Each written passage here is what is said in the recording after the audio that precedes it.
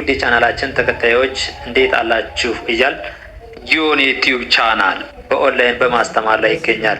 የምናስተምረው አማርኛ፣ እንግሊዘኛ፣ ሂሳብ እና እንዲሁም ሌሎችን የትምህርት አይነቶች ሲሆን በየትኛውም ሀገር ሆናችሁ በኦንላይን መማር መከታተል የምትፈልጉ ታች ቪዲዮ ላይ ባስቀመጥነው ስልክ በኢሞ፣ በዋትስአፕ፣ በቴሌግራም ሃሎ ይበሉን፣ ይደውሉልን፣ መማር መከታተል ይችላሉ። ሰላም ውድ ቻናላችን ተከታታዮች እንዴት አላችሁ? በያላችሁበት ሰላማችሁ ይብዛያል። ዛሬ ደግሞ ይዘንላችሁ የመጣን የአማርኛ ፊደላትን ከላይ ወደ ታች እያንዳንዳቸውን ድምጻቸውን ቅጽላቸውን እንደመያዝ አብዛኞቻችሁ ደንበኞቻችን ስታነቡ ፊደላትን ያንዱን ድምጽ በአንዱ ለምሳሌ ሀ ሁ ብለን ብናነበውን ለምሳሌ ሁ ብለን ብናነበው ወይ ሂ ወይም ሆ ብላችሁ በተለያየ ድምጽ ስታነቡት ወይም ደግሞ ስንተኛ ፊደል ናት የሚለውን ነገር ለይታችሁ አለማወቅ አገጣጥሞ ማንበብ ትቸገራላችሁ ማለት ነው።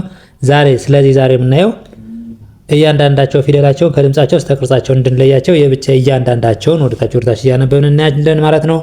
በኦንላይን መማርና መከታተል ለምትፈልጉ ከታች ያለው ስልክ በኢሞ፣ በቴሌግራም፣ በዋትስአፕ እናንተ የምትጠቀሙበት ከሀገር ውስጥም ሆነ ከሀገር ውጭ ናችሁ እንዲሁም ህጻናትን ማስተማር የምትፈልጉ ሃይበሉን ደውሉልን። በአጭር ጊዜ አቀላጥፎ ማንበብ መጻፍን እናስተምራችኋለን። ወደ ትምህርታችን ወይ ደግሞ ወደ ቪዲዮአችን ስንገባ ሽማናት ሀ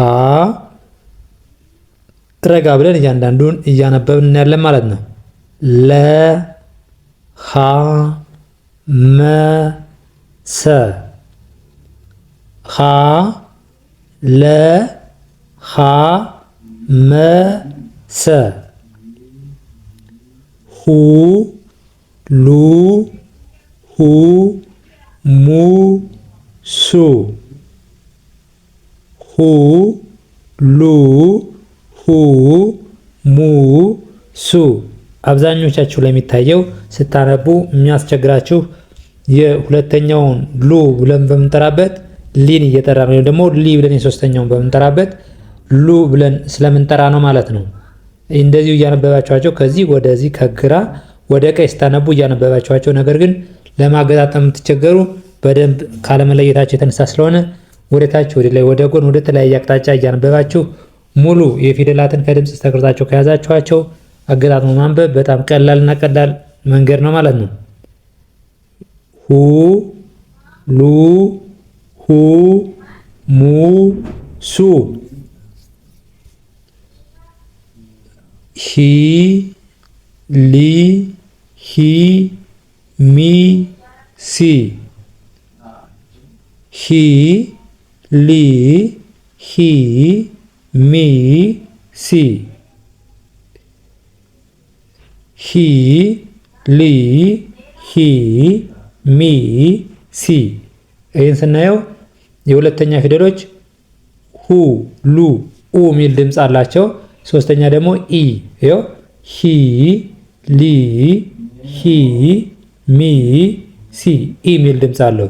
ቅጽላቸውን ስናይ የሁለተኛዎች ከጎን ከጎን፣ ሶስተኛዎች ደግሞ እግራቸው ላይ ወደ ቀኝ በኩል ሸፈፍ ያለ ይሆናል ማለት ነው። ስንት? ሶስተኛ። ሁለተኛ ከጎን፣ ሶስተኛ እግራቸው ላይ ሸፈፍ ያለ፣ አራተኛ ደግሞ በግራ በኩል እግራቸውን ይላል አንጠራጠር ይላል ማለት ነው። ሀ ላ ሀ ማ ሳ ሀ ላ ሀ ማ ሳ ሀ ላ ሀ ማ ሳ። ይህ አምስተኛ ፊደሎች ደግሞ ከቀኝ እግራቸው ላይ ቀለበት አላቸው። ድምጻቸው ደግሞ ኤ ሚል ድምጽ አላቸው። ምን ሚል ድምጽ አላቸው? ኤ ሚል ድምጽ አላቸው። ስናነባቸው ሄ ሌ ሄ ሜ ሴ ሄ ሌ ሄ ሜ ሴ ሴ።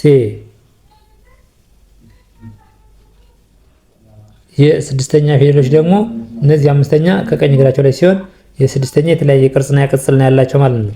ሰባተኛ ፊደሎች ደግሞ ከቀኝ በኩል እግራቸው አጠር ያለ ወይም ደግሞ ከላይ ቀለበት ይሆናሉ ማለት ነው።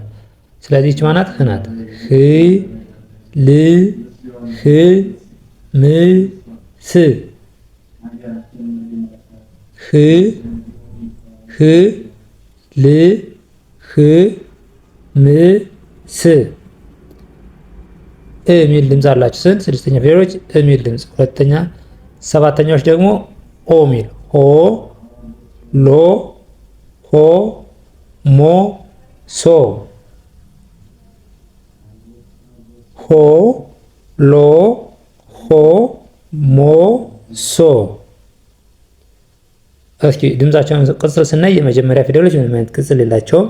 ሁለተኛ ከጎን ከጎን ከጎን፣ ሶስተኛ እግራቸው ሸፈፍ ሸፈፍ ያለ፣ አራተኛ ከቀኝ እግራቸው አጠር አጠር ያለ፣ አምስት ቀለበት፣ ስድስት የተለያዩ ናቸው ማለት ነው። ሰባተኛ ከላይ ቀለበት ወይም ደግሞ ከታች በቀኝ በኩል እግራቸው አጠር ይላል ማለት ነው። እሺ እያንዳንዱን ድምፁን ስናይ ደግሞ ሁለተኛ ሁ ወይም ሉ ስንል ኡ ሚል ድምፅ አለው። ሶስተኛ ደግሞ ኢ ሚል ድምፅ አለው። ሂ ሊ ኢ ሚል። አራተኛ ደግሞ አ ሚል ድምፅ አለው። ሀ ላ ሀ ማ እያለን ይቀጥላል። አምስተኛ ከእግሩ ላይ ቀለበት ሄ ሌ ሄ። እሺ ስድስተኛ ደግሞ የተለያዩ ናቸው። እ ሚል ድምፅ አላቸው። ህ ል ህ ም ስ። እሺ ሆ ሎ ሆ ሞ ሶ ሆ ሎ ሆ ሞ ሶ። እየደጋገምን እያነበብን መያዝ ግዴታችን ይሆናል ማለት ነው። እሺ እቺ ደግሞ ማናት? ረ ናት። ረ ሰ ሸ ቀ በ ረ ሰ ሸ ቀ በ ሩ ሱ ሹ ቁ ቡ ሩ ሱ ሹ ቁ ቡ።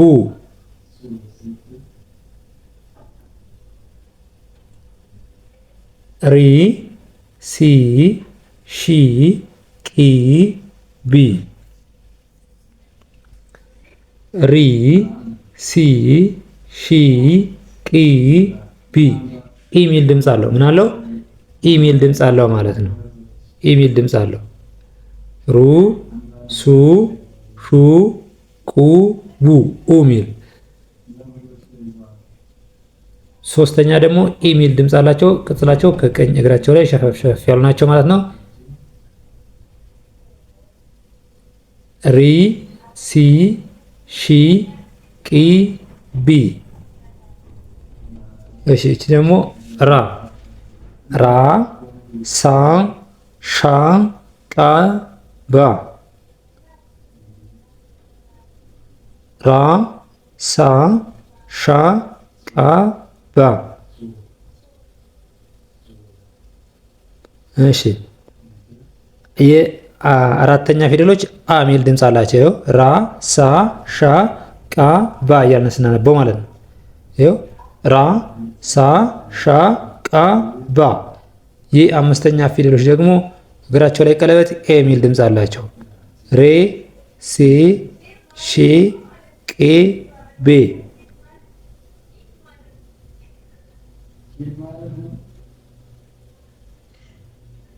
እሺ ኤ ሚል ድምፅ ነው ያላቸው። ሬ ሴ ሼ ቄ ቤ።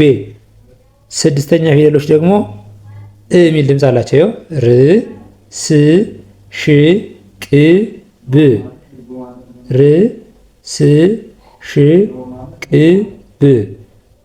ሮ ሮ ሶ ሾ ቆ ቦ ሮ ሶ ሾ ቆ ቦ።